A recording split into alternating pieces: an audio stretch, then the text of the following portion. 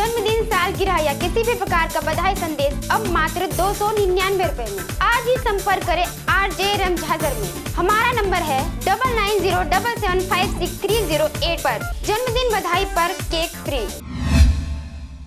नमस्कार, स्वागत है आपका RJ रमझाजर में और मैं हूं पुखराज सिंह।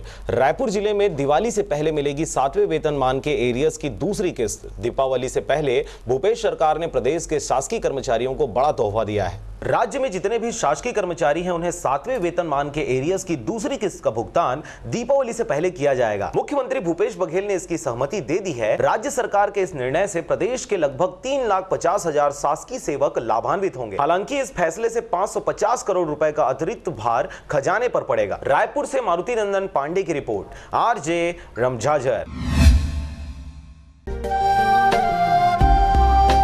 अगर आप चाहते हैं मीडिया में अपना करियर बनाना, रिपोर्टर, राइटर या फिर एडिटर बनना, तो आज ही संपर्क करें RJ रमझाजर में। हमारा पता है सुर्रीघाट बाईपास रोड, पड़ाव चौक, मुंगेली।